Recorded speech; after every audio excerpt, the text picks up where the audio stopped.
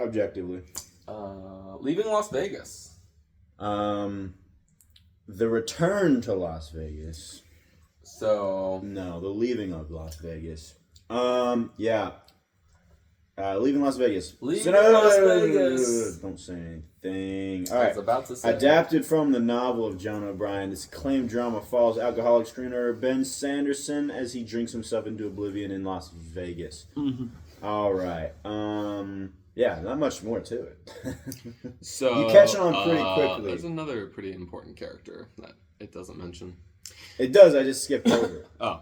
When Ben meets the beautiful prostitute Sarah with an E, they strike up an unconventional relationship, one where she can't ask him to curb his drinking and he can't fault her for her job. Yeah, I love this movie. I don't know I'd love to hear your thoughts on it. So this will probably have been my most favorite movie so far. Really? Mm-hmm. I'm glad you said that because I remember when I was rewatching Red Rock West, and I was like, yeah, I love this movie. And I assumed you'd probably love it, but then you're like, yeah, it's all right. And I was like, yeah, okay. But this movie, I rewatched it because I haven't seen it in a long time, and I was like, okay, this is a lot better than I remember it being. Like this. Red Rock West was good. It felt like there wasn't intention behind the story of Red Rock West. And this movie, it felt like there was a very clear reason why everything was happening. And a very clear story of what they're trying to communicate about the human experience. It's a lot more intentional. The other one was a little chaotic, like random things seemed to happen a lot, and there's a lot of like mysterious things that I didn't. Maybe it's just going over my head, but it felt very like, crazy. Look at all that crazy stuff. But this is very This movie was extremely like visceral and like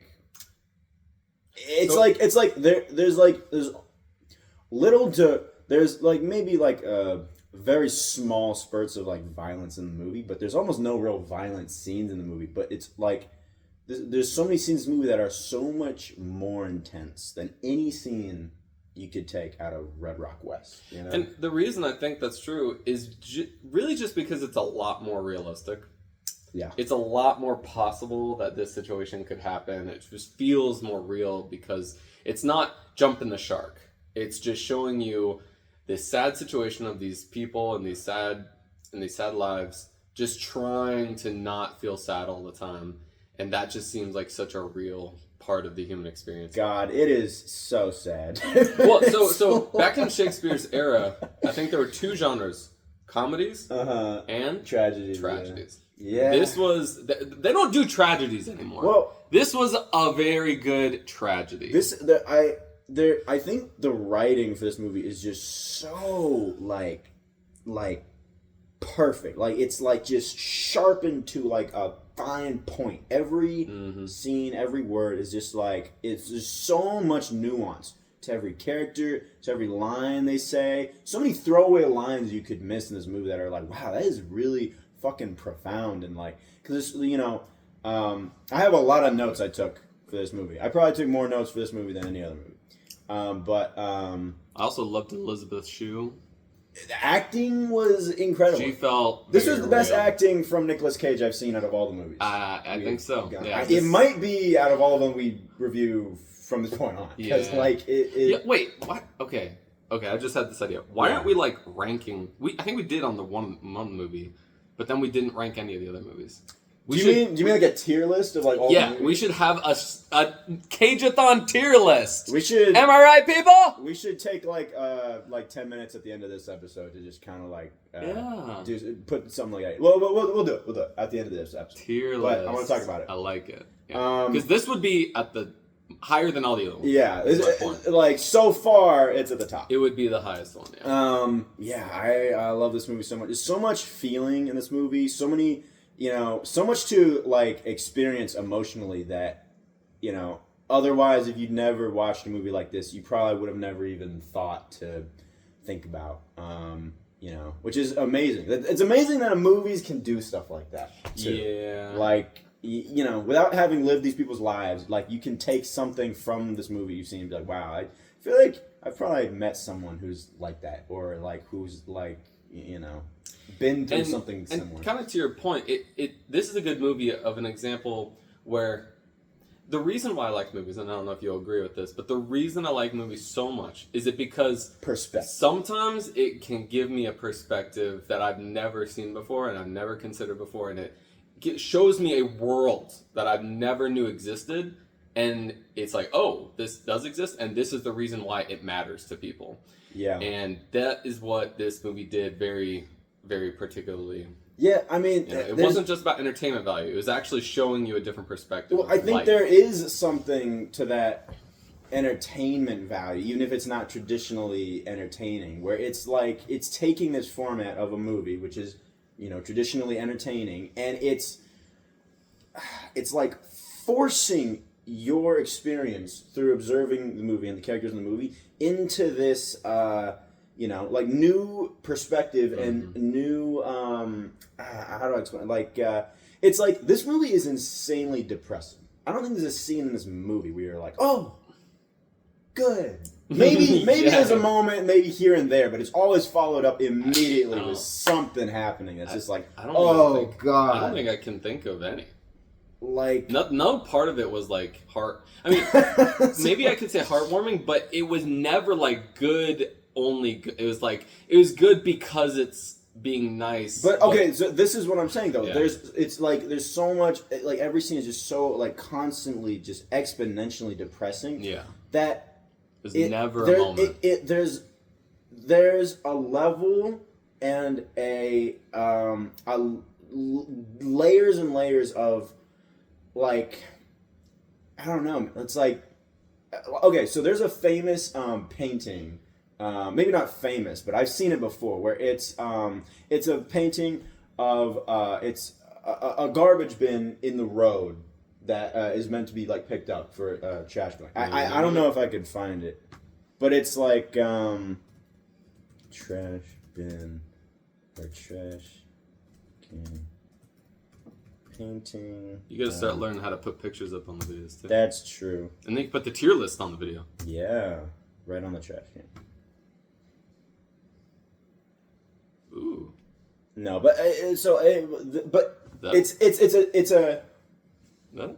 No, it's not. So okay, so it's a painting of a trash can, like, on the road, ready to be collected, probably for, like, you know, morning trash day or whatever, and it's just overflowing with garbage to the point where there's garbage just spilling out onto the road, you know, next to it, and you get to see, like, this, like, rotting, like, you know, oranges and things, and it's like disgusting. But the sunlight from the painting is hitting the. I need to see the picture now. Is hitting the garbage in such a way that it's like, you can just look at this painting and immediately just be like, wow, there's so much fucking beauty in this, like, and it's kind of like, you know, dumb, and, you know, you could say artsy fartsy, but it's like, there's so much beauty in everything. If you're a depressed, you know, drunk art major, probably, you could probably see the world that way. Always see the beauty. Where it's like, you know, in a movie, in a world like this, in even Las Vegas, that's so relentlessly depressing, there is also, you know, so much untapped beauty in it all.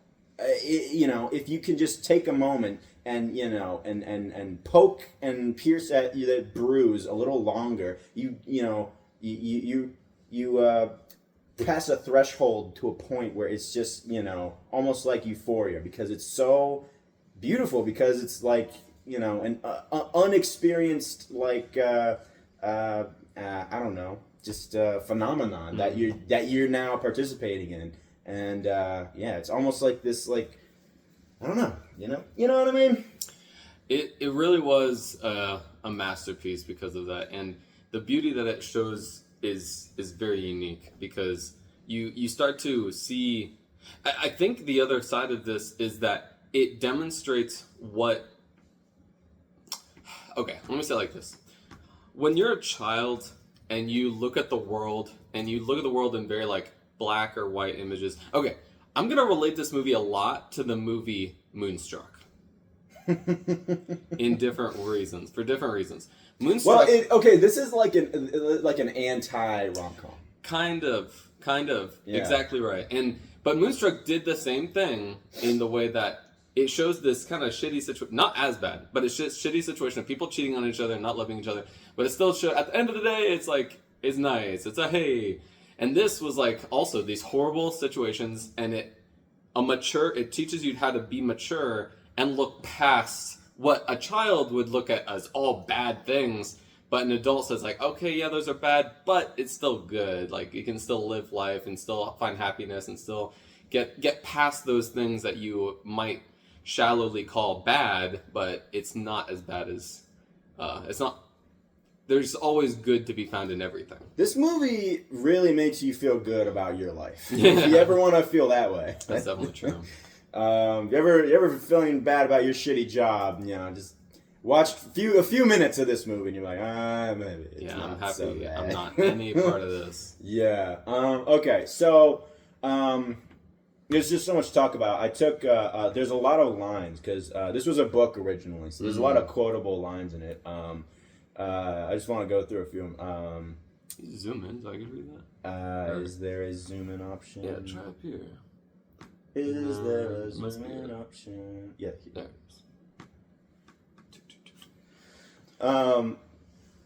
He's in the bar with a woman, and obviously he's drunk, and he goes over to the woman, and she seems like kind of interested, but also kind of like she's just there to just be alone, and he's like trying to force himself on her, like hey.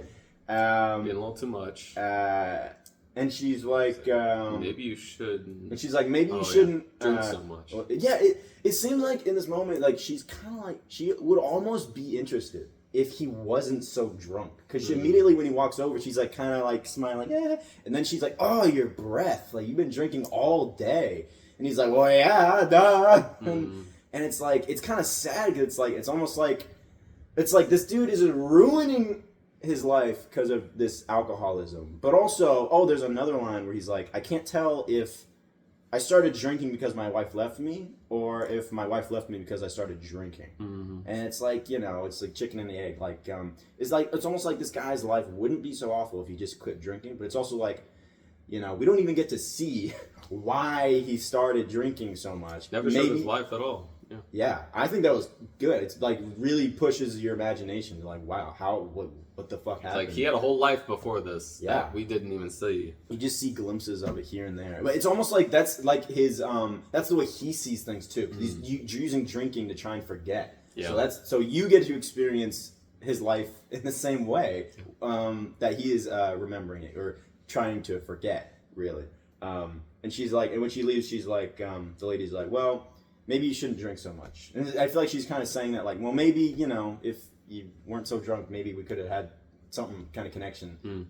But yeah. And then he turns, he's like, well, maybe I shouldn't breathe so much. And I'm like, okay. It's kind of funny. Yeah, it's like, this movie, like, rides the line sometimes between, like... well, he's saying maybe I should die. No, yeah, absolutely. But it's also, like, it's just a creative way of saying it. Yeah. He could have just said, maybe I should kill myself, but it's like, that wouldn't have been creative. That yeah. He is kind of funny when he's on those moments. Yeah, this movie kind of rides the line between, like, funny and depressing sometimes. And it never really reaches that fully, like, oh, that's really funny yeah, it's never really embraced in the comedy. It just kind of sprinkles it in But I think, poignant I moments. also believe that... it's not all the time, but a lot of the times, like, depression and comedy sometimes are, like, kind of interconnected sometimes. Some of the best jokes I've ever heard in my life come out of, like, a really depressing, like, scenario. Or, like, a depressed, what's the word? Depressed... they come out of depression. A framework. Yeah. Sure, yeah. A depressed foundation, I guess you could say. And I also think, he says something later. I also think depression and philosophy are very, very much intertwined. He says, where is it? In vino veritas, which is I had no idea what that Latin for in wine there is truth. Which is the origin of that is from in Greek. In Greece, there would what they would do is they talk about philosophy while they're sober. They would take us. It would take an afternoon, and they would talk, and they would gather around. They would talk philosophy and write it all down while they were sober. Excuse me. And then what they would do is they would have the writings, and then they were like, "All right, time to drink." Mm-hmm. And they would drink, and they would get really drunk, and they're like, "All right, now we have to go down the list of everything that we wrote down while we are absolutely hammered, and we have to talk about it in this new." Perspective, really. Now that they're drunk. That's interesting. Yeah, and then they would do it, and they do it again. They'd write everything that they think. Any additional thoughts? If they wanted to, just anything they thought of while they were talking about philosophy, while they were drunk, and they wrote it down, and they would get sober again the next day, and they would look at their notes, and they would just continue the process and just filter it through this like sober, drunk, back and forth. Why not use another lens of perspective to analyze ideas? Why not, man? Ignore the cat behind the curtain in the corner. The man behind the curtain. Get it? That's kind of interesting. Why don't modern people do that?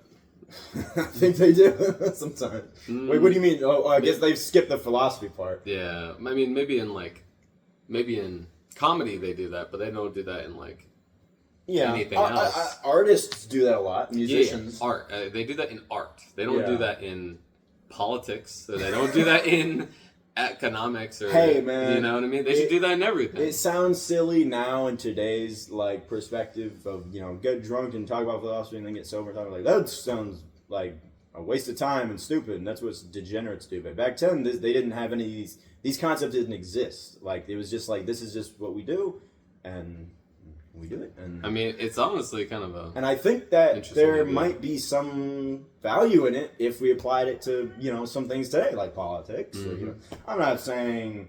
I don't know, but I am saying it. Why not? Maybe they should literally think about doing that. What if every world leader that'd be interesting in the world, even if they hated each other, Putin and whoever else, and every president, every king, just got together in for a weekend. An Airbnb, but a mansion Airbnb, and and they just did nothing. They didn't do any work. They didn't do any political anything. They couldn't accept any phone calls. Didn't do anything. They're just alone together in this mansion, and they have to do a bunch of mushrooms and get drunk and just talk to each other and have an orgy. That'd be interesting. And be like, all right, guys, we gotta figure this shit out. We should try more things like that in politics. Hey, I think it couldn't get any worse. They don't try things anymore. Try those things, guys. Yeah. So yeah, there definitely is some philosophical things that they touch on in this movie, and I think that also bleeds into the comedy aspects of it because it's all rooted. No, not rooted, but it is intertwined with depression. Okay.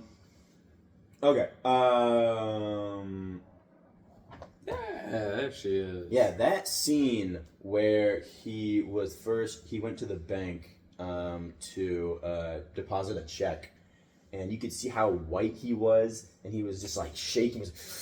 Yeah, that looks. I was like, oh my god, dude, I can feel how uncomfortable that is. The way that they portray alcoholism in this movie is so. It's like they won't let you look away for a second. It's something. It makes you feel so uncomfortable, and yet it's there's it's so interesting that you can't look away. Even how disturbing this film takes it at times. Which is so interesting, they're taking this framework of a movie that is entertaining, and they're using it to allow people, maybe ordinary audience members, schmucks, like Larson, to experience these incredibly complex feelings, and it's gives you that new perspective. You don't see stuff like this in normal movies. I feel especially today, they don't touch on the real world aspects of depression, or if they do in a very surface level way. And I feel this movie adds, there's just so much to talk about, and it kind of reminded me of Trainspotting. That's another great movie about addiction. Mm-hmm. It's very much like that.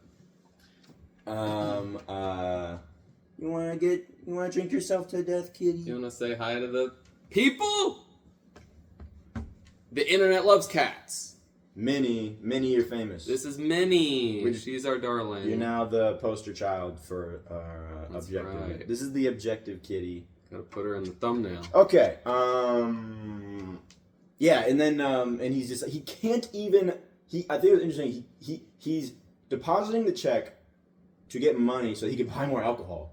But he cannot even sign the check because he's so shaky because of his withdrawal to give himself more alcohol. Yeah. And it's like that's the most addicted you can be. Yeah.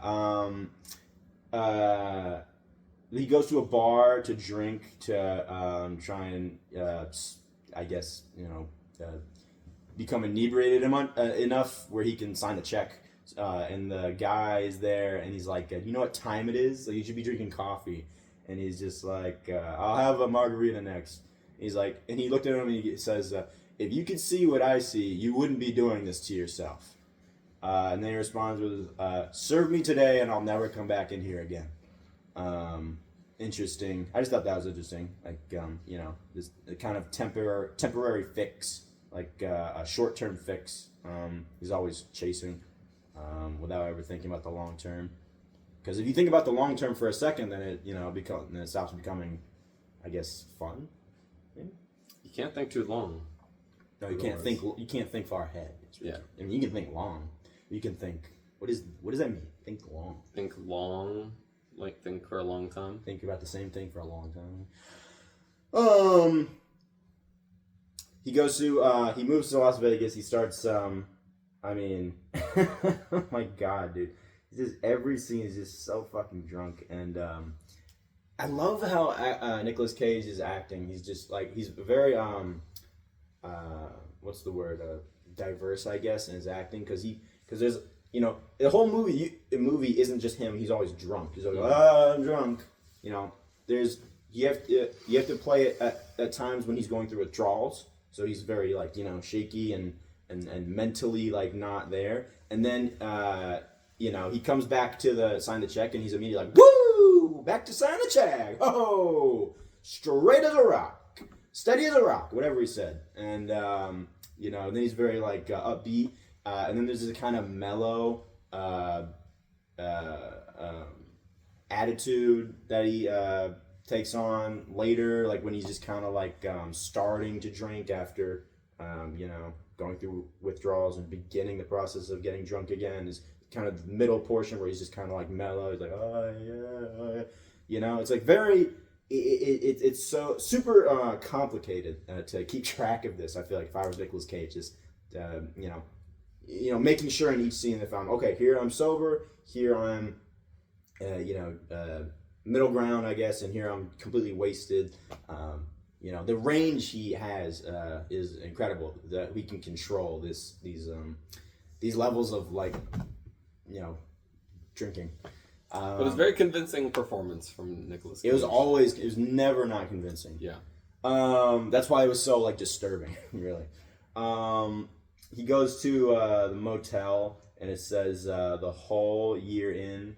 Oh yeah. And then he looks away and he looks back and it says the whole year in. He just smiles and he's like, that's good. Yeah. No, I remember saying it said the whole year in, and I didn't even notice until, like, later in the movie where it shows the sign again and it said the whole year in. I was like, oh, that's what it was from before. They said it showed in the same scene. Well, he looked at the sign that says the whole year in. Oh, and then the guy at the front desk is talking, and then he's just looking around, and then he looks back at it, and it says the whole year in. And he's like, It's clever. Yeah, lots of clever stuff like that in this movie. Also, the front desk guy, I don't know if you were listening to what he was saying, because when Nicolas Cage walks in to the motel to get a room, he's he's talking to the people who are in front of him, about to rent a room, and he's telling the front desk guy is talking about, like, the price of soap bars, and 50 cents you can get another soap bar delivered to your room, and and there's an ice machine in the hallway, and and all this stuff, and then, like, at the very end of his, like, speech, he's like, and the price of the room is $250, and I was like, why didn't you just start with the price of the room? Who starts with the price of soap bars and there's an ice machine in the hallway? Like, get to the. I don't give a fuck. I'm trying to trying to rent a room so I can fuck a hooker, man. What do you care?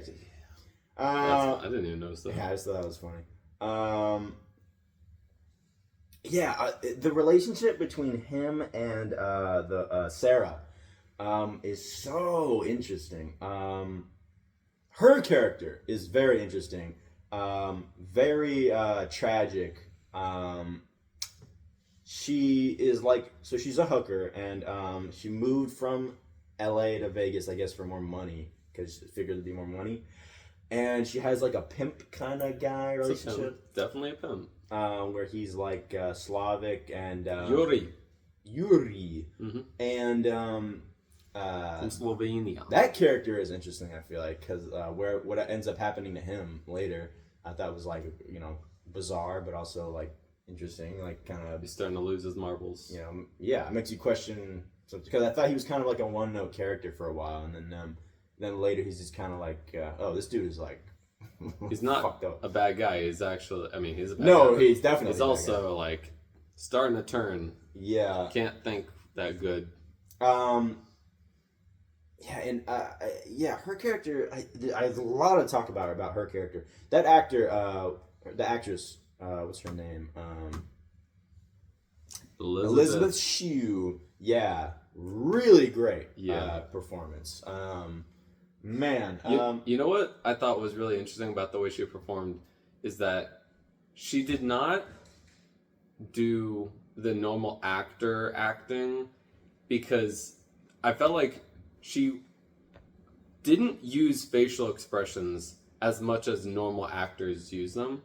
I felt like she used them very sparingly and very subtle and very sparingly, and I felt like that made it seem like she was more of a real person. It made it feel like I'm watching a real person talking about something that I always appreciate when I'm watching a movie, and I find I evaluate if an actor is really good or not, is if in the performance it requires the character that they are playing to also be acting and playing a character at times, because that's what I feel like is happening when she goes out at night and takes on this hooker persona. She kind of like changes her her tone and her the way she speaks a little bit, and because she's putting on a performance for these guys to try and she even says in the movie, like, oh yeah, when I walk into a room I can immediately tell what a guy wants, and I can just change and turn into what his fantasies, and that's what she does, and you can tell.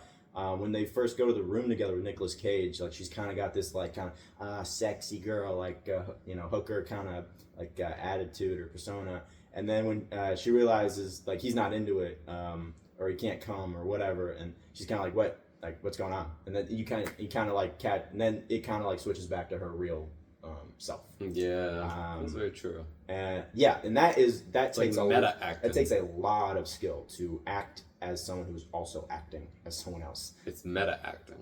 I guess so. Acting like you're acting. You ever seen the movie Misery? The Stephen King? Yeah. Yeah, that's the one. That's another movie where it's like a character that has to act. Oh yeah. Because he has to the guy has to kind of like pretend like he cares about this girl. Well, at the end of the movie, when he finally snaps, he's like, I don't give a fuck about you. You're fucking crazy, and he's just drinking. Oh, I love that movie. But it's like, the whole movie he's acting as the actor in that movie is acting as a character who is acting like he cares about this woman just so he can survive. Really. Performances like that are always so interesting to me. Okay. So, but at the beginning, I thought she was like not that good of acting because she wasn't like expressing her emotions in her face very much. But it made me feel like eventually I was like, this is actually better because it makes it feel like a more real person. Because real people in acting, you're like all the expressions as hard as you can in your face. Well, I guess when you compare it to Nicolas Cage, who has the most expressive like face out of probably any actor besides like Jim Carrey or something. I feel like most actors do it on purpose. Like it's a part of acting, kind of.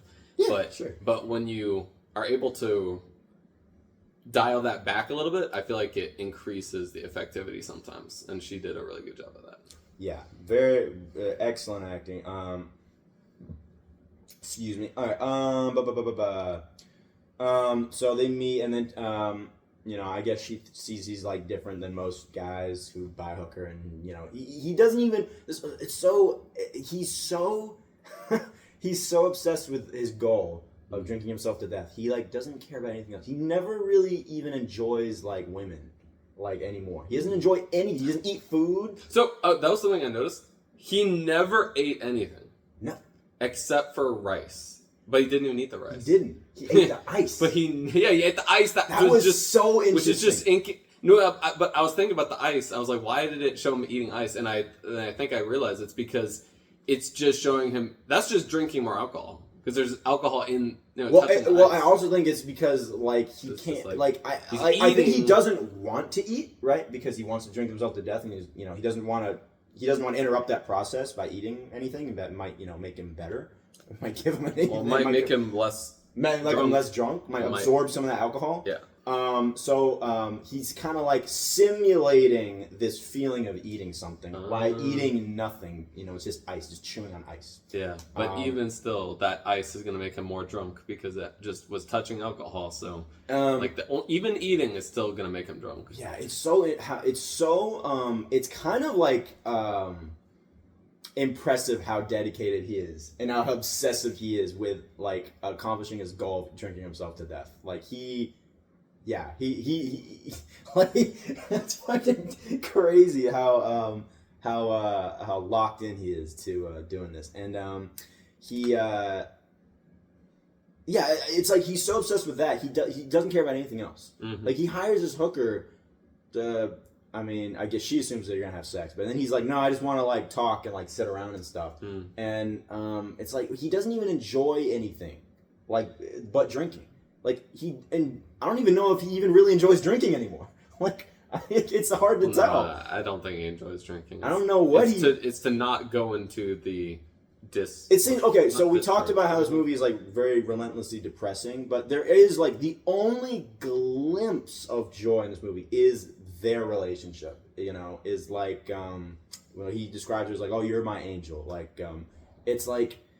Oh man, it's like the closer the movie gets to, oh, maybe they'll have a good relationship, the worse you as an audience member feel, because it's like this is just not healthy and this is not going to work, and it's just so hopeless. This movie just makes you feel hopeless. It's like, oh, it's like they're so good together, and it's like, but they're not also, and it's just like, oh, fuck. Well, it's almost the opposite though, because it's almost like this is the most hopeful thing that they have ever experienced, probably ever. That's so sad. This is the peak for them. Like hope right here. Yeah.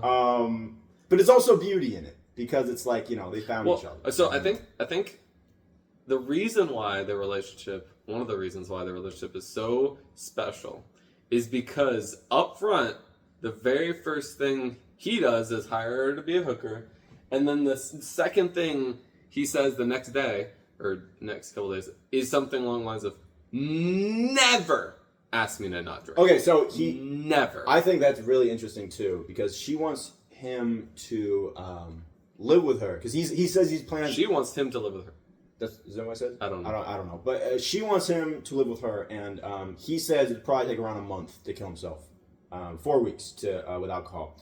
So there's 2 rules he gives, which I think are really interesting. The first rule, as you said, is you can never ask me to stop drinking. And the second rule, it's not a rule, but it's a condition, is I have to pay for this month's rent. Assuming at the end of the month that he's going to die. So first off, she can never convince him to stop drinking. And second off, it has to be a transaction. This cannot be an unconditional relationship. For him, it has to be a transaction, or else he doesn't want it. I think those two things are like kind of they make sense to interchange them with each other because if he acted the same way about all the drinking and everything, but also put all the financial responsibility onto her on everything else, it would no longer be a beautiful situation. It would be a clearly parasitic, horrible situation. But it's the fact that he is killing himself, but while killing himself, he's paying for everything. that is the change of like, okay, you're not a parasite. You're actually dying because you want to, not just because you're lazy. If you know what I mean. It's very different. He's clearly like this. Like he's clearly in that moment. He's like proving that he is like passionate about his goal too. It's not just like, oh, I'm just doing this to be a bum. What's it? What is it? You know, parasite. But there's another word. But you know, a parasite to whatever.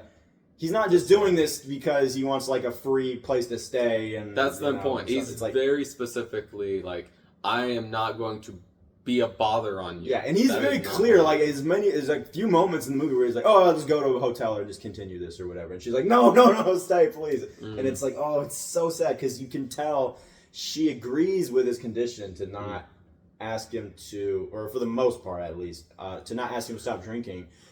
But you can also tell that she is trying to, you know... She doesn't want him to die. Yeah. And it's so awful because she knows from the beginning that he's doing this. And you can see that she has some kind of weird... I mean, not weird, I'm sorry. Not a weird, but some kind of sad hope in her eyes that maybe he will change. Maybe she can change and maybe he'll change for her at least. And it never comes. And it's just like... So, I think this is the appropriate time for me to bring up my biggest issue with the movie. The biggest issue I have with this movie is it feels like and again, just like Moonstruck. Moonstruck was an appeal to the female fantasy of what a relationship could be like with a man, where the man is fully like fun and crazy, and it appeals to that side. And this movie, I think, appeals to the male fantasy of what a relationship could be like with a woman. Okay, I think there's a lot to talk about right here. But if you, but keep going if you wanna. Is that all you had to say? Because I have a lot to say about. Yeah, you can go. Okay, so I wrote down some things. So I feel like this movie has a lot of striking themes of maternity. Do you know what this is? What is maternity? Maternity. I mean, of being a mom. Yeah, it's like this maternal instinct that not all women, but a lot of women have. And not necessarily for like a child, but for a man.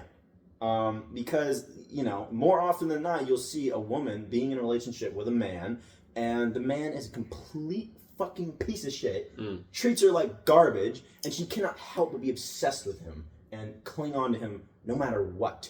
No matter what.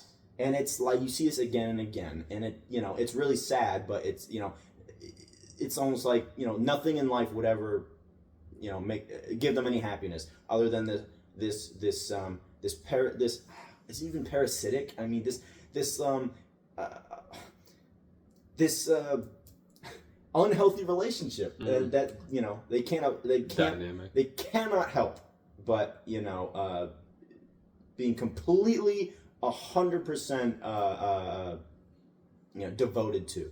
And it's like, man, it just made me, this movie makes me think like, man, I just like man, there's so much shit like personally that I've done that I feel like, you know, I've been forgiven for by women in my life, and I'm just like, man, like I almost feel like men don't even deserve women sometimes, man, because it's like we're such pieces of shit. And they just forgive us for so much, and it's like it's crazy. And it's like a lot of women have this natural instinct to just take care and to nurture, and men. Well, let me say, I'm not saying men don't have that instinct, but they're more than often than not the ones being, you know, taken care of for. Well, okay, but the reason I say this is my gripe with the movie is because I don't feel like it's a very realistic portrayal of how a woman would ever feel about a man. You don't? No. You've never seen a woman in this like type of relationship? Not when it's like that. I mean, they do. I feel like they would do that if they felt like there was more of like a return. But this guy is like, he returns almost nothing. I guess the that's the return. I guess the she thing can't that makes find someone to talk to. Come on. No, I understand what you're saying. The thing that makes it really the part that makes it the part that makes it the most unrealistic is the fact that they don't have sex ever. They don't have sex. That is probably, I would agree, maybe the most unrealistic part of it. It doesn't bog it down at all for me, but it is just like the relationship. Yeah. So yeah, I agree that it's. It felt like it's an appealing to the male fantasy of being being taken care of. It doesn't feel like no judgment in any possible way. That like you could fuck up everything in the whole world and I won't judge you for what you're doing, and that just doesn't. I have definitely seen, maybe not like where they didn't have sex, but I've definitely seen people in relationships like this where it's like completely one-sided, and it is like for some reason like one side just does not see that this relationship is dragging you down. Like, I don't understand why you're still in this relationship. Like, I can change him. Oh my God, he's just like a little puppy dog. But okay, let me say this. I don't think she's like that. She doesn't think she's gonna change him. She's not expecting, oh, this is gonna turn into something more productive. She never has that. Maybe towards the end, but not at the beginning when she starts taking care of him. I feel like at the beginning she's like, okay, this guy's gonna die soon, but it might be a fun way to go out. And no, I think she 100% thinks she's gonna change it. She's gonna change him the whole time. That's not how I perceived it. And I don't think that the intention of whoever wrote this movie or whoever made this movie were to show like the male fantasy aspect of it. It doesn't seem to be the focus. I think it's more focused on like this relationship is, you know, it's bad for both of them, really. But yeah, I that doesn't seem like the focus to me. That didn't seem like the focus. Yeah, it was just one of the things that was in the back of my mind. I was like, I just feel like no woman would entertain this idea of the most obviously self-destructive person. And then she even like gives him, one of my favorite parts of it is when she gives him the flask. Is basically saying, not only am I not going to stop you from drinking, I'm actually going to like be on board with it all the way. Well, and I just don't think anyone would ever do that in their life. No one would ever. Well, she's also searching for some kind of like, I don't know what to call it, what even say she is searching for, like some kind of acceptance or some kind of foundation in her life. Because with the guy, her pimp guy, like, you know, there really is no reason for her to be with him. You know, there's nothing that he has on her that would keep her with him. You know, there's no reason for her to stay with him. She doesn't owe this guy money. She doesn't owe this guy anything. With the pimp? Yeah, but you learn that later that that this guy kind of like might have groomed her since she was like 16, and you know, maybe like took her virginity and stuff, and you know, and they'd been together in this, you know, very unhealthy relationship also, way before she ever moved out to Las Vegas, and you know, so it's kind of like she has this trauma now where she has this hole that she needs to fill with, like, you know, a man that she needs to either provide for or feel that she is helping. Right. She needs to feel like she's helping. Yeah, but she wasn't when she's giving them a flask. No, but that's it's she doesn't. She may not be helping realistically, but she might feel like she's helping in some way by providing him some kind of company. And if that involves, you know, encouraging him to drink, then, you know, so be it. As long as you know, she's giving him something. Yeah, but I think the end game of her brain was, okay, he's still gonna die from alcoholism, and that's. And I don't gonna have a fun time. But I don't think she wanted that. I think she definitely didn't want him to die. I don't think she wants that, but I think she was accepting that. Like, that's what is gonna happen. I think it would. I think.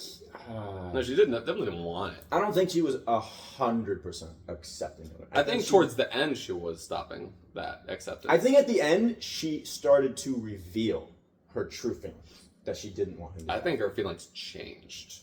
I think they were always like that, and she finally just like broke down, and it was just kind of like, I can't like see you like this anymore. But the other part I really liked about the flask, giving the flask thing, is it just, because I don't think that people would almost ever do that, but I just love the concept of showing that as a possible behavior towards an addict. Is not only am I not going to judge you, I'm actually gonna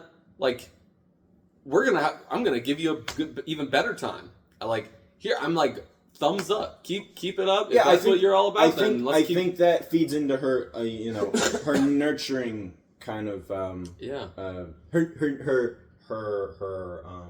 the word? Her, she needs. It's like she needs to be in a nurturing position in order to, I don't know, live, survive, almost, and that's kind of indicative of her job too as a hooker. Is she kind of puts on this she kind of adopts this even it's temporary position of this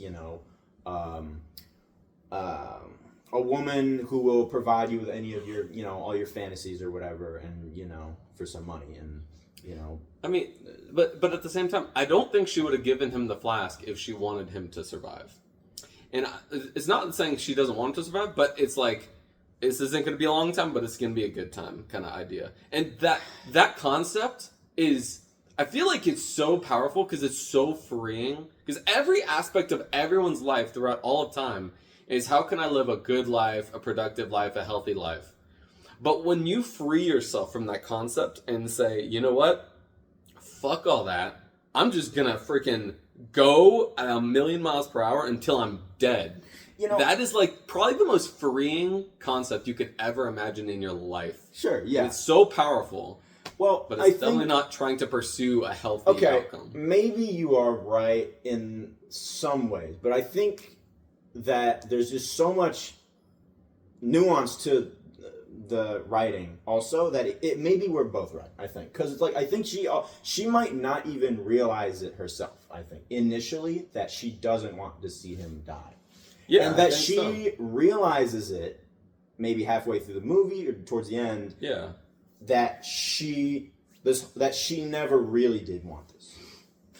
Maybe she convinced herself that she was fine with him dying initially when it began, and then through the process. Well, I mean, at the beginning, he's just some bum who's being nice, and it's like, okay, I want to be this guy's friend and see how long that works. And he's like, oh, he's actually really nice, and he's paying for stuff. If he was just nice and asking me to pay for everything, that would be different. But not only is he nice, he's also paying for his own bullshit. She wanted him to live with him before he even offered to pay the rent. True, but he paid for other stuff. Basically, it showed that he's not mooching. That's the main point. Yes. That makes him much more attractive than if he's just a bullshitter who's also wanting her to pay for his bullshit. That is so much worse. And the fact that it shows a level of selflessness. Is not only he's not a bullshitter and nice, he's also selfless. And that just brings him to the level of, okay, I actually think I have strong feelings. There's now their relationship can be built on trust, because they can trust each other that neither one of them is just out for themselves. It's they're kind of there's this framework now that that there's something to offer each other, even if it's exactly. It doesn't company. I don't think it felt one-sided. It felt like both of them are contributing to a relationship. Exactly. Which is is a lot more than you can say for a lot of people's relationships that aren't alcoholics. Which is interesting. Let's see. I thought it was so interesting. He's not interested in anything, eating or sex or anything, but she definitely wants to have sex with him. She tries multiple times throughout the movie. And when they went out to the desert, to that hotel with the pool, I thought this was so interesting. She starts, she's touching him on top of him, trying to get him to feel something maybe, and trying to get her to be attracted. And she takes the bottle of Jack or whatever, whiskey or whatever it is. Alcohol. Mm-hmm. It's alcohol. In case that wasn't clear. It's not just any kind of drink. It's actually alcohol. It's not just soda, water. No milk. It's none. It's pure liquor. Liquor. And she's drinking it, and it's pouring down her body. And I feel like what happened was it was pouring down on her body, and he kind of like he even described that when he was at the bank. Do you remember that? At the bank scene. He described that exact thing. Holy shit! You're right. At the bank, he said that. Oh my god, you're right. I didn't even think about that. Yeah, no, but what is so interesting is the only way that she can get him to be sexually interested in her is to cover her tits in alcohol. That is the only way he would be interested in touching her and sucking on her titties, is if there was the incentive of getting more alcohol out of it. Yeah. It is very... I was like, whoa, that is fucking insane. That's real dedication to alcoholism. That's also insanely depressing too, from her perspective, that he won't even like enjoy her sexually without, not only being drunk, but like she has to embody alcohol. She has to be the physical manifestation of alcohol. Like, oh my lord, dude, that is so sad. But yeah, I thought that was really interesting. And then it was really depressing afterward when, he breaks the table and that lady's like, it's totally fine. You and your guy over there, you'll be right out here right the first thing in the morning. We don't ever want to see you come back. All right. Never come back ever again. You take your loud noises and you drink and you get your ass out of here in the first thing in the morning. Yeah, that was a very weird reaction. I was like, Jesus Christ, that lady's seen some shit and she's fucking like had it. Like, it's not she's what done you say, it's how you say it. Yeah. And she could have said the same thing in a lot nicer way. She did kind of say it in a nice tone. That's made it like worse. You could have, yeah. Yeah, man. It's so much to talk. I thought this was funny. She was at the end, towards the end of the movie. She after she kicks him out of the house. Excuse me. She and then she gets kicked out, right? Because after she's raped, and I was actually confused about that. Which part? Why'd she get kicked out? Because they don't want a hooker living in there. It just seemed like a weird moment. Felt like nothing really changed, and then they kicked her out. I think it was just kind of like the last straw, because the guy. What was the last straw? Her coming home with all these like bruises and stuff, and it being obvious that she's a hooker. Coming home with bruises, get out of here. Yeah, exactly. I mean, I'm not saying it's right. I'm just saying, that's how it works. No bruises allowed here. Yeah. It's like that should make you feel more empathetic, not less. You'd think. Yeah. You'd think people would be empathetic. I mean, to be honest, the guy coming up drunk would have been a more reasonable reason to. Well, I just think that definitely motivated them to being like, what the fuck is that? And then when she came home and she's just, and they're like, is this just gonna be like a thing? Like, she's gonna come home with bruises all the time and bring drunk guys home and that are crazy and gross and lewd and and they're just like, yeah, all right, this is the last straw. We don't want her in her business around here anymore. This is not what we don't support this. Mm-hmm. I thought it was funny too. She was like a Karen, and her husband was like just going along. Yeah, that was a very interesting dynamic. Yeah, there's really no character. There's no small characters in this movie that don't have like some kind of little tiny character development to them. Mm-hmm. Okay, and she goes around the casino looking for him. Basically, I think is what she's doing, and there's that guy who's holding up the chips in front of her nipples, and she's like, and she's just like, completely like, just like checked out. Whatever, buddy. And he says, "What's your problem? Are you on strike?" Yeah. And I was like, that's funny. That was pretty funny. I mean, it's kind of sad, but it's kind of funny. Yeah, that was a good one. I just thought, what a bunch of hookers go on strike. Mm-hmm. That would in Las Vegas give a lot of problems. Well, I mean, it'd be a problem for them because their pimps would be like, what the fuck these crazy bitches What's doing? legal in Las Vegas, isn't it? Technically, in like the main center city of Las Vegas, Yeah. it's not. You have to go a little out of the city, and then it's legal, and you can rent a motel, and it's legal which is really She should just go practice legally somewhere. Well, she wouldn't get as much business. That's confusing. She needs money. Should get more business where it's legal. That's just where there's a denser population. Yeah.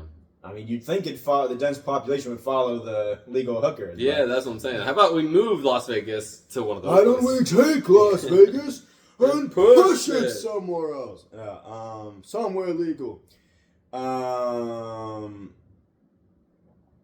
That would change everything. You okay, kitty? Yeah, I mean, just some like closing questions I had. Where I was like, oh yeah, at the end of the movie, I was like kind of when I first watched this movie, I was fully expecting when they're finally having sex in the motel room, I was fully expecting him to die while he's inside her. I was just like waiting for it to happen, and then is that not what happened? No, it's like almost what happened though. They die. They have sex, and then he wakes up in the morning. And he just looks around and he's just like, yeah. And then he just lays back and he dies. Yeah, I thought, he should have died. Inside. Yeah. I was kind of thinking, like, it would have been a little more spit on you. A little bit. It kind of reminded me of The Whale. Yeah. Remember that movie? I didn't watch it. With Brendan Fraser? Mm-hmm. You should watch it. There's some die inside someone. I mean, a guy dies in a really tragic way. Oh. So can't imagine. I mean, I can imagine, but I can only imagine. You will not guess the way he dies. I guarantee you. He die with like a broom up his ass or something? Or? You'll see. Okay. When we start the Brandon Fraser-athon. And watch the 6 movies. I think I've seen a clip of that movie online where he's like standing up and he goes, and then he's like, is that what it is? Yeah. Well, but you don't understand the context of that. Okay. All right. I'll have to watch it. There's a big context to that you do not understand. Okay. It's not the physical way he dies, it's the situation, the way he dies. Okay. Just some questions we've already discussed is like, is love worth it if you're both bad for each other? Why do people latch on to those who are helpless and drag them down? Does alcohol soften the pain or does it make it worse? That's the question. Because I think... Well, it definitely softens it. But I think there's just like a threshold that you cross at some point, which is this dude crosses like many times. Well, where it's just like... oh my god, dude! So many those scenes where he's like waking up in the middle of the night and like running over to the like convulsing, just like running over to the fridge and like I thought it was interesting too. He didn't just take like straight liquor and start chugging it. He took orange juice or a lemonade or something like that. Vodka in orange juice. Yeah, and I thought that was interesting. It was like I think that was so because he didn't want his body to reject it. So he needed something. It wasn't even for like the flavor to make it go down easy. It was so that his body didn't reject the alcohol and make him throw up. It's like interesting. I was wondering about that. I was like, if you're that desperate for alcohol, if you're that much of an alcoholic, I feel like you would like enjoy the taste of alcohol more than like lemonade. You know what I'm saying? But maybe. But then it's like I think that's just what it was. So he would keep it down. Yeah. But I remember when he was like in sleep and he. And it looked painful. Yeah. It looked like, oh god, like I can feel what you're doing right now. It hurts. God, dude. But and it does really just show what the nature of an addiction is because he clearly, I think addiction is really one of the main marks of addiction is one you transition from no alcohol is neutral and having alcohol is good. That's what it normally is for most people. You're drunk when you drink. Right? You're drunk and you have a fun time when you're drinking. Mm-hmm. Versus that transitions from, or no, it actually does like this, where drinking is normal and not being drunk is negative. Yeah. Instead of not being drunk is neutral. And it was positive, and now it's neutral and negative. So that is obviously what he's experiencing because of the withdrawals. Did you know that, like, I don't know if you knew this, but, like, serious alcoholics their body chemistry gets so used to alcohol being in their blood that if they go through withdrawals without alcohol for long enough, it can kill them. Did you know that? I think I've heard of different other addictions that are like that too. Yeah, which I think is just so depressing because it's like if you're trying to like kick alcohol, or and anything, your body is literally preventing you from having making any progress because it's like now your body's like, oh, now you need this to survive. Also, I've heard with crack babies, they are born addicted to crack, and I think they can die from the withdrawal that they'll experience by not having crack. Oh boy! From them once, so it's not a good situation, I'll say. What makes you say that? You know what? Never mind. You know, there's a lot of nuance. No judgment. There's a lot of politics to what you're talking about. You don't even. Isn't the point of the movie to not judge people for their horrible addictions? Anyways, yeah, I think it's interesting to talk about. Let's jump back to the Sarah for a second. Like, I was just thinking about watching a movie like The Life of a Hooker. It's just like, yeah, it did a really. Oh yeah, so it really did a good job showing the tragedy of that life. It's so tragic. It's like, and there's people alive today who are like, you know, they don't. Their only means of income is to be a hooker, and they're treated like absolutely below garbage for it. And it's like, you know, they don't have any other option, or they at least don't even understand they do have other options, because this is the life that they're born into, really. And they just live and die by that. And but I think this movie does a good job of showing these really tragic people and these tragic scenarios and kind of humanizing it and being like, okay, you're not a bad person, you're just in a bad situation. I guess maybe the people like this don't really exist to this level as much anymore, because they could probably just go on OnlyFans. So, yeah. Sex positivity. Hey, thanks OnlyFans. Yeah. You're saving lives. Yeah. I think. Well, I guess. that you can say that the OnlyFans people are the pimps because they take the cut. But at least they're not beating them up like real pimps do. Well, yeah, you're right. Yeah. Well, yeah. But they're not beating them up and actually like trapping them into a what's wrong with this cat now? What just happened? Did he bite you? Almost. Or he's like she's trying to warn me or something to stop or something. What the hell? Okay. But she's never bit me. I also touched her stomach and she almost bit me. But it felt like more of a warning. Well, she does have that thing where she was pregnant, so now her stomach is like stretched out. Poor so baby. Maybe she's sensitive. I don't know. I've never touched her stomach because I'm not a creep. I like to poke cats' tummies.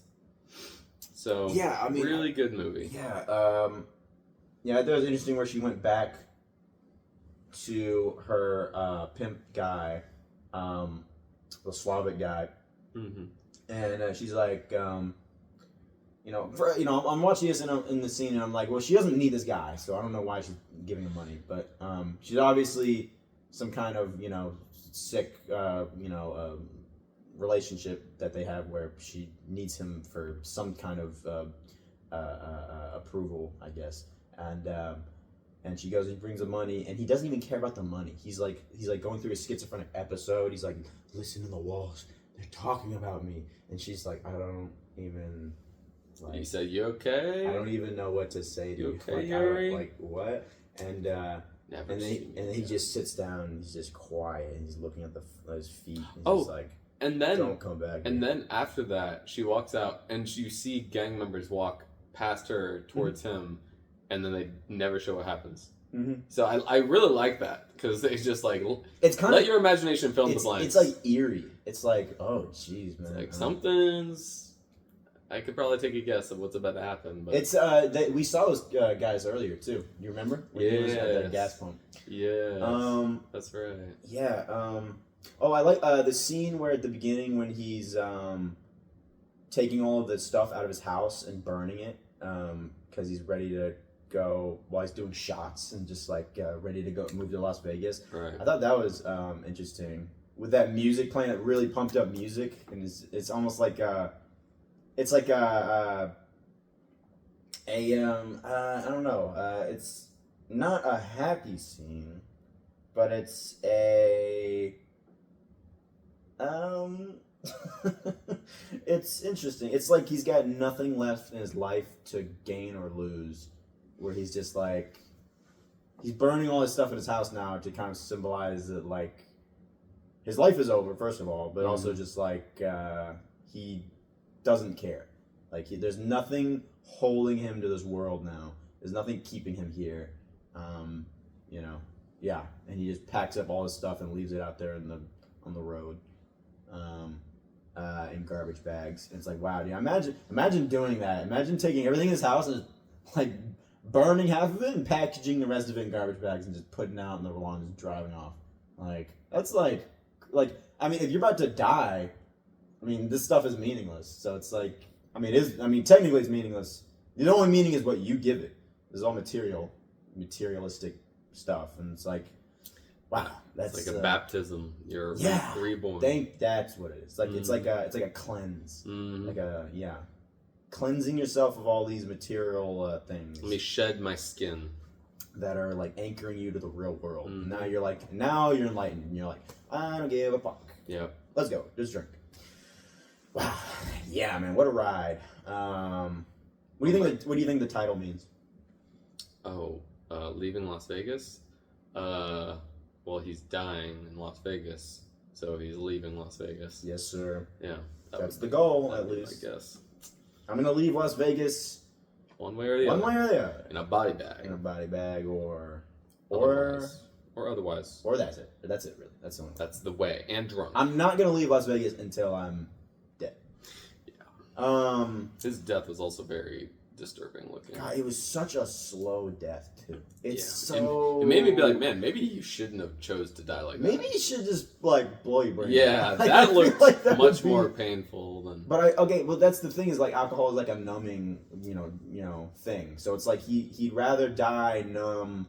Well, I don't think you're that numb when you're actually dying. I think you're probably not feeling very good. I think at that point, if it takes that much alcohol to get you to feel a little buzz too, it's also like, how numb can you really get anymore? Yeah, you're not really numb. And honestly, at that point, you might not be numb really at all, because he might not have even been very drunk when he died. Oh my God, I don't even want to think about that. You're not dying from being drunk. You're dying from liver failure, which could have happened while you're sober. Organ failure. I mean, you're depriving your body of essential nutrients and vitamins. Right. You're not eating. You're not doing anything. But like, you could have been sober and still died because of the way you treated your body for the last 2 months. Like, you are gonna die. What do you mean he could have been sober? Like, you could be... Oh, by not eating and stuff? Well, yeah. You have only been drinking for the past 2 months, and you're not eating anything for the past 2 months. You could die. You could sober up and still probably die unless you get like serious treatment for your liver, very soon. Yeah, that scene where she makes the rice and he comes out and he's just like, just like completely checked out. And she's like, I want you to see a doctor. He's like, Sarah, I cannot see no doctor. Yeah, that was really sad. Oh, Lord. That was really sad. Oh, Lord. It's like, it doesn't give you a moment of just, like, relief ever. It's just like...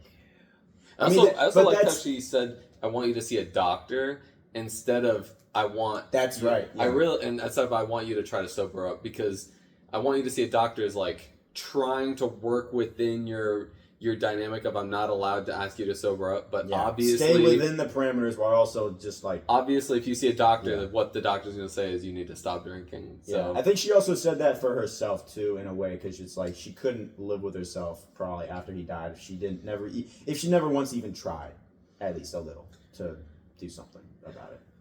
Try and get some help. Mm-hmm. Man, dude. Woo, boy. Yeah, really good. Highly recommend the movie. It's probably like the least we've like joked around in a single one of these. Yeah, that's true. Where are all the jokes at? Yeah. Well, if we know no comments on this video, we'll know why. Why? Because it's not. It's just so serious. But I think normally we get so many comments. But I think it's a great movie. Mm-hmm. 10 out of 10. 10 out of 10. 10 out of 10. I'll put it on the S tier. Okay. Oh, yeah, here we go. After this, you're going to figure out how to put graphics on the video. And you're going to put a picture of the trash can painting. And if I can find it. You're also going to put a picture of a tier list. And you got to put the different movies on different tiers of the tier list. So this one would be on the S tier. And then we can talk about how the other ones fit in sometime. How do I make a new thing? Oh, is this it? What are you doing? I want to make a new note. You don't know how to make a new note? No, I mean, oh, here it is. Okay. Interesting. All right, at the top is Leaving Las Vegas. That's what I'm going to put. That's what I'm going to S-tier? put. I guess. I mean, we're just going to do, Well, that's how the tier list works. It's S, A, B, C, D, E, F. I don't care. S is the best. Okay, S, sure. It's at S. Okay, and then... I think Red Rock West. Red Rock West. It wasn't very human. I would call it a B or A. Yeah, it's more like, It more was like like a action, fun- action Yeah, adventure, it's action. almost like that. It's very action. Yeah, I definitely call it action. So, I would say B or A. Maybe. I don't even remember what other ones we. What was it called? Raising Arizona. That's what I put as number 3. Wait, you're just like ranking it from best to worst? Is that what you're doing? Yeah. Oh. What do you think? What are the other ones we watched? Moonstruck, Vampire's Kiss. It's so hard to compare. Wild at Heart to each other. I think that's it. They're all really good in their own ways. See, this is why I say I can't give you a tier list from best to worst. It needs to be like a tier list. This is how I do it. Because I would give multiple of these the same. Well, that's why we have a whole review of. That's what we're doing right now is to talk about talk about the specifics and the nuance and write down all the names of the movies. Specific. Just in not any specific order.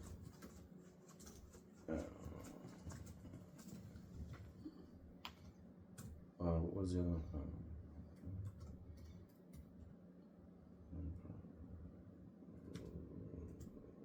That's all of them? That's all the ones you've done so far? I think so, yeah. Damn.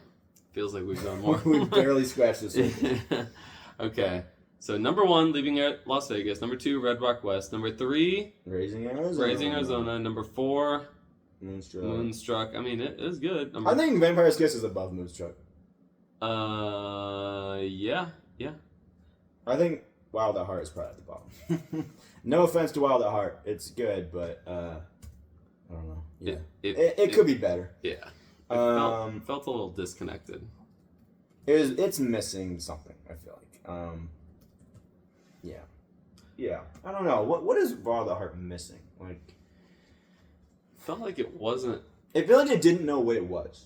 Like, is it trying to be a horror movie? Is it trying to be a love story? Is it trying to be an action noir? It didn't pick a lane. Crime movie? I feel like if it just stuck to one thing, it would have been better, more enjoyable. I agree with that. I feel like if it focused more on being a horror movie, it probably would have been better because it has so many elements of horror in it. But then it's like there's other parts of the movie that don't really feel the same. It's just like, I don't understand. What's your point? What are you trying to say? Yeah. But I'm happy with that list. But we need to make an actual tier list. Well, That's what they do online. How would it be any different than this? You don't know what a tier list is? No, how would the tier list be? Like, it would still be, the rankings would be the same. No, they're not. A tier list can put multiple things in the same category.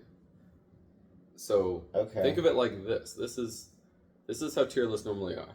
So you could put multiple movies in the C category and one movie. Yeah, I get how everyone on the internet already knows how tier lists work. Larson doesn't know, so we have to explain it to him. Alrighty then.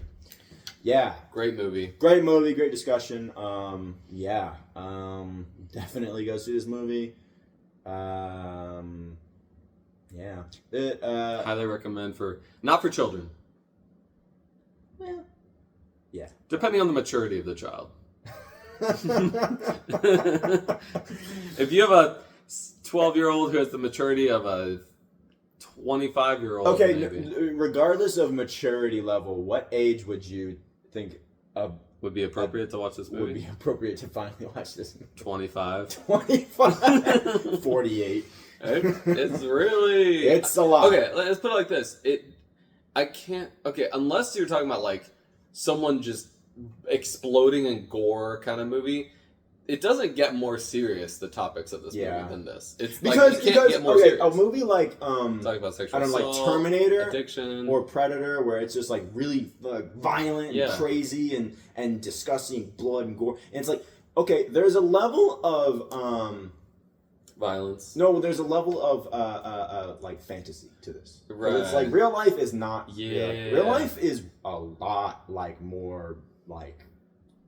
It's a lot more. If personal. you were in the jungle and there was an alien chasing you, and your buddies are getting like murdered and mutilated, you would be like disturbed on a level that cannot be described through film. It's too far away. It's too unrelatable. I can't relate to aliens killing my friends, but I could relate to wanting to die because I want to drink so It's bad. like when they say, like, you don't know what like in a car crash, like everything just like slows down. Like time just like kind of freezes a little for a second, you know? It's like, and you don't know what that experience is like until you've actually been in it. You know, if you're just watching a car crash from the street, it's kind of happens like, whoa, it's like, you know, a big old boom. It's like, whoa, that was action. It's crazy. But, you know, to actually be in the car and to experience it, it's like completely different. Yeah. And this movie is definitely, you know, gonna make you feel some things that are pretty real that a movie like, you know, a violent movie or an action movie, you know, could never take you to. Or I mean, not never, but I mean, it, you know, it just takes you into a different place. This movie I would describe as a lot more like up close and personal. Yeah. Than something like, you know, Predator. Like Rambo. Or Rambo. Yeah. Yep. Yeah, it's a lot more real. It's a lot more. It makes these horrible things real rather than just an entertainment concept. I mean, they are real, which is like even more disturbing. It's like, you know, this is probably someone who's like lived like this. That's exactly. By more than one person. Exactly. Woo! So, what a ride, everybody. Let's talk about the next movie we're gonna talk about. Yeah. Something a little less depressing, maybe. I forget what Nico. You know, I was watching the last video to try to remind myself what the next video was, and you know what? I couldn't find it on YouTube. Oh yeah. I was gonna. I've just finished editing it today, literally. Nice.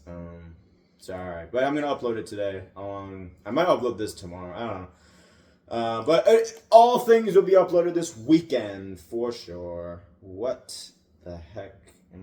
What's the next video? I think Con Air is the next one, because this was... Leaving Las Vegas was... Well, you should make it a note that has all the list of movies that we plan to watch. Yeah. So you don't have to look up all of the movies every single time. Yeah, it is Con Air. Okay, this is good, because Con Air is like... the exact... Like, that's the as opposite. Depressing as this movie is, as Leaving Las Vegas is, this is like... They couldn't get less... serious. Yeah. It's just like this is just this crazy movie. action. I think you might enjoy this movie because it is just the fucking stupidest shit, but it's so good too. And yeah, it's a nice pivot from this movie. Seriousness, yeah, it's good. Next movie, Con Air. Con Air. You know what it's about? You know why it's called Con Air? Yeah, I think I saw it when I was like 10 or something. Yeah. Bunch of prisoners in an airplane. I never forget when the first time I watched it with Asher, and we were just like, and we got through the movie, we were like, this is the dumbest fucking movie I've ever seen. It was really? like, we were just laughing at it, like, this is so stupid, but it's like, it's good, it's great. Yeah. Alright. Good deal. Con Air next week. Thank you, everybody. Like and subscribe. Press the bell. Get objectified. Get out of here. Drink yourself to death. You made it all the way through. You get the extra Cage-athon prize. Do you want to be a millionaire? Oh, you win $1 million. Here you go. What's the other thing we can steal? What's the thing we say at the end? Oh wait, what about us calling Nick Cage? Stay tuned to the end of this episode. What's the status of that? And you're gonna see the status. All right, welcome to the end of the episode. So,